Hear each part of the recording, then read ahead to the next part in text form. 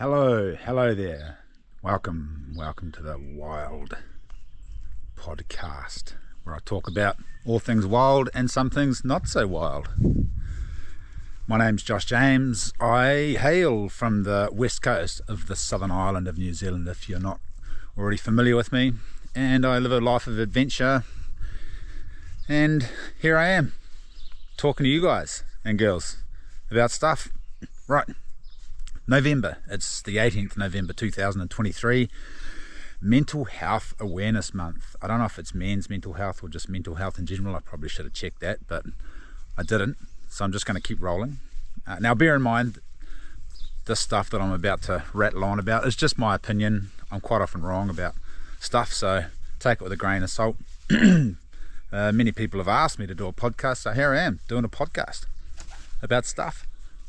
So first things first, I'm just going to talk about being where your feet are, being where my feet are, and being mindful, being grateful about things.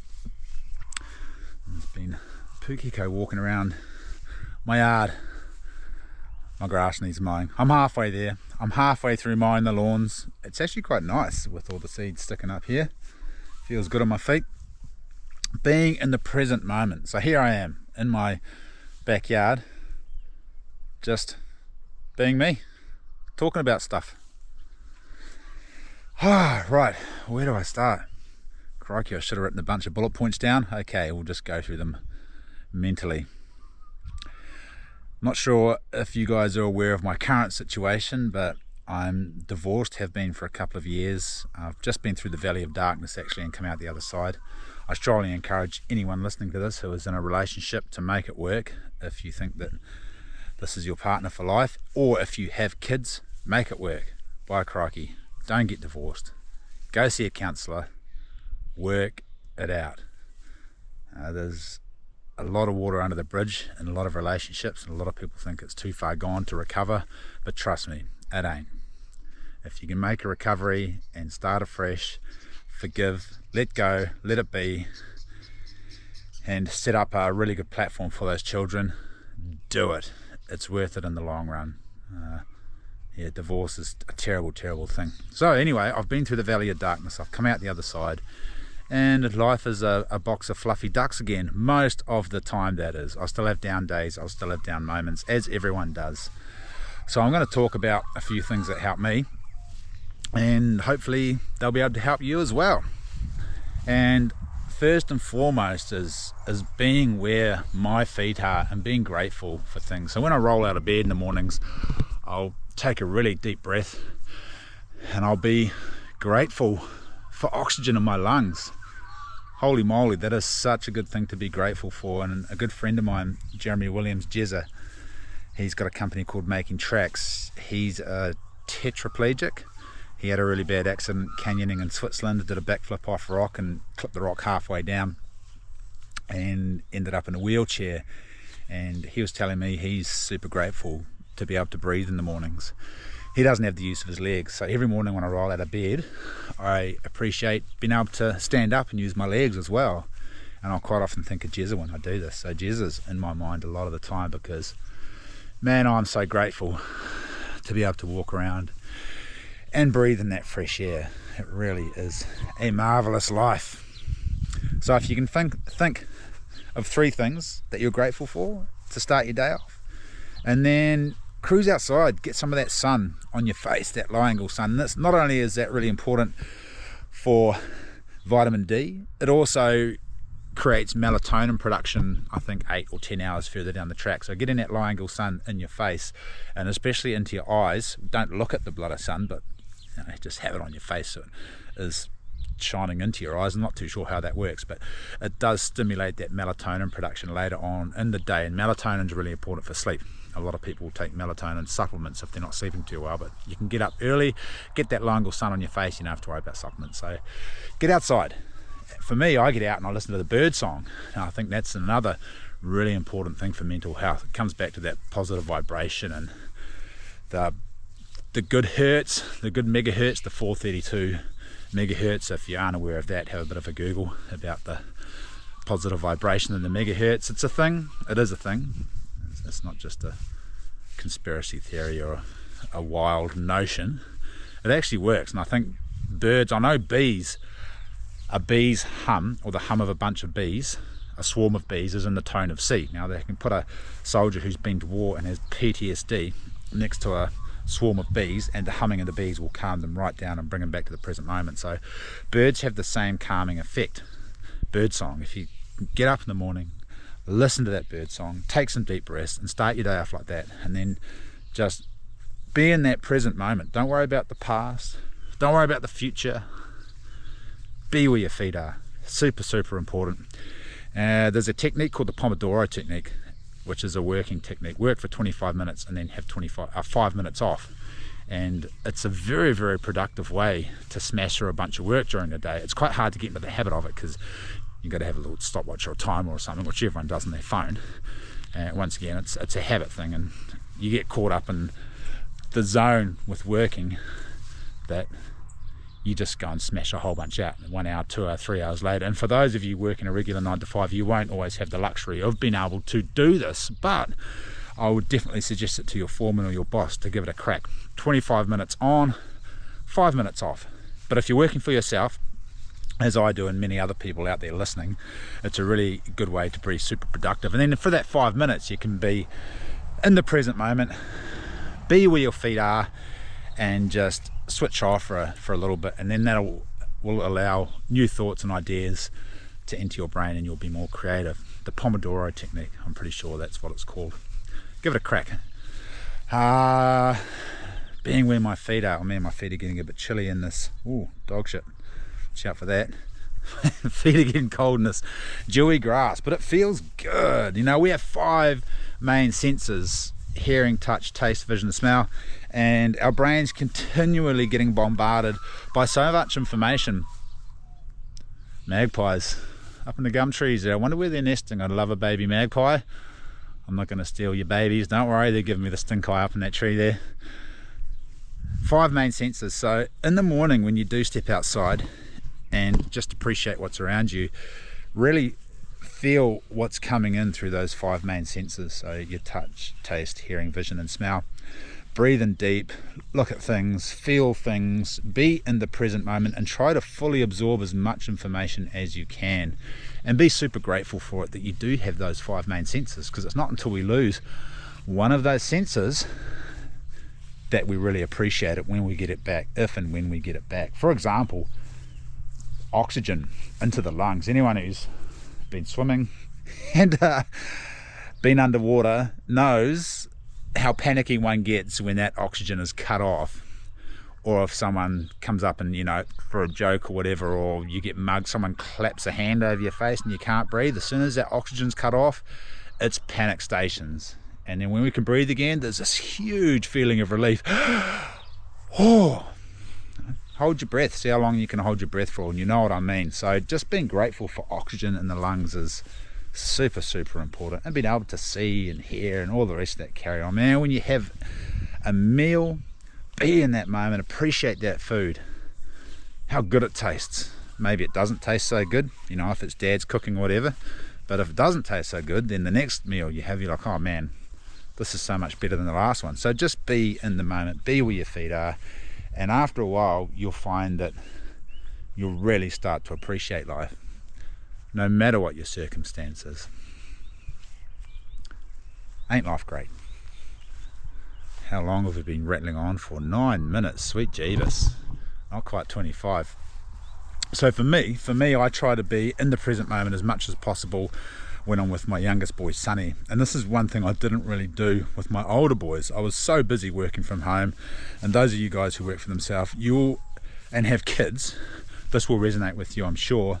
It's really hard to drop tools, put down your device, and be with your kids and take an interest in to it as whatever your kids are doing or take an interest in, because we're not necessarily interested in the same things our kids are, because they'll be online, or they'll be drawing or doing some other random children stuff, and it's hard for an adult to take an interest in a child's interests, because a lot of the time they're not that interesting. Mums are good at this. Mums are really good. They'll really take an interest in what the kids are doing, but dads, we have to force ourselves to do what it is our children are interested in, and more often than not we'll try to get them interested in the things that we like doing because it's more fun for us, right?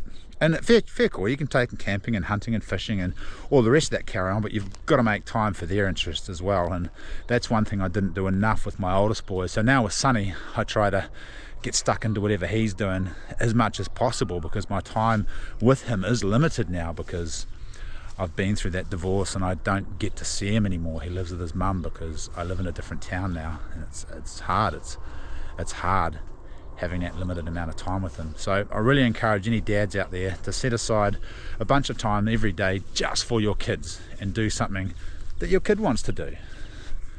God forbid it's playing on the bloody computer, but if that's it, then so be it. And that's being where your feet are in the present time. And trust me, further down the track you will look back on that time you spent with your children and you will really appreciate it, because time flies. It goes so fast, and before you know it, they're 16. My oldest boy is 16 now. It's crazy. Those years just flew by. Don't worry about the future. Don't worry about shit in the past.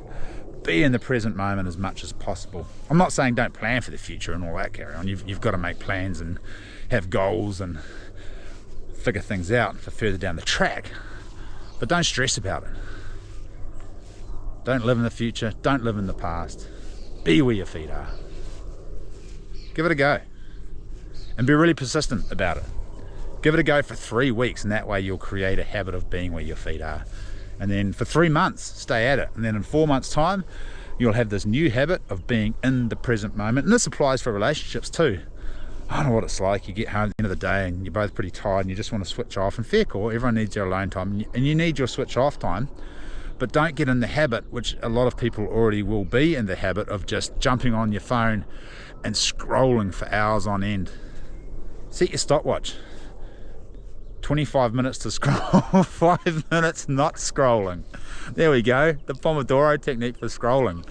And 25 minutes will go super quick. You guys will know. You jump on your phone to do something and all of a sudden you go down these rabbit holes, and then you find other rabbit holes in the rabbit holes, and then you turn left and then you come up for air briefly, then you'll go back into the rabbit hole. And it's so easy to do, and it's really easy to get caught in that trap when you're not feeling too good. Really easy. You lose productivity, you stop getting shit done, and you go into the bloody phone or into the device, into the wormhole. There are some good things down those rabbit holes, but there's a lot of distraction and there's a lot of time wasted.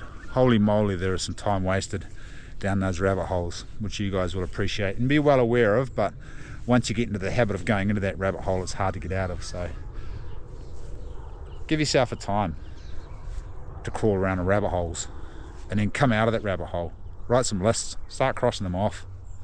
I have a whiteboard on my wall and I just write long-term things I need to do, such as going to the Big Smoke, things I need to pick up. Oh, I need some more Epsom salts. Oh, I need some more dishwashing detergent. I need some more solvent. Stuff like that. Any groceries you might need. And then short-term things, daily, let's get up. Okay, what are my tasks for today? And a lot of the time those will be tasks that are carried over from the day before that I haven't had time to do, or maybe I haven't finished those tasks, or I've run out of resources. If you start writing lists, there'll always be something to do and you'll be more productive with your time. And write thinking lists down, not only doing lists, write thinking lists. Be mindful. Yeah. Appreciate the oxygen in my lungs. Shit like that. I heard something really interesting recently, how to feel good, how to feel better about yourself, and get up in the morning. And I've been doing this on and off for years. It does work. This is just a different technique of being mindful and grateful for things. So get up in the morning, and when you brush your teeth, instead of using your right hand if you're right-handed, do it with your left hand, and then look in the mirror and tell yourself that you love yourself 10 times. I guess it comes back to neuroplasticity and creating new pathways in your brain and creating big thick pathways that overpower the old pathways. Neuroplasticity, that's a whole nother topic. Have a bit of a Google of that. If anyone's struggling or not having a good time in life right now, then you need to create those new pathways in your brain, those better thinking pathways. And neuroplasticity, it's a mouthful, isn't it? Probably don't say that too often, is really important to create those new pathways. And the way that we enable neuroplasticity is through, there's a lot of different ways you can do it, but shock is one of the main things. So cold showers, washing behind your ears, try that when you wake up in the morning and splash cold water on your face. Splash cold water behind your ears as well. You ever heard that old saying, wash behind your ears? I wonder if that's related to neuroplasticity and creating new pathways, possibly. I wonder where that come from. I'm going to Google that once I finish this wee yarn. So wash behind your ears, it gives you a bit of a shock. And I did hear recently, you don't have to do an ice cold bath in the morning. You can start the day with that body shock by just dipping your face in icy water or washing your face with ice cold water. And I think washing behind your ears has the same effect as well. So shock, short, hard and fast exercise, so sauna or hard exercise to get your body temperature right up, releases a protein, I can't remember what it is, sorry, but it releases a certain protein that's really important. That also creates neuroplasticity. Yeah, have a bit of a Google. Neuroplasticity, get that.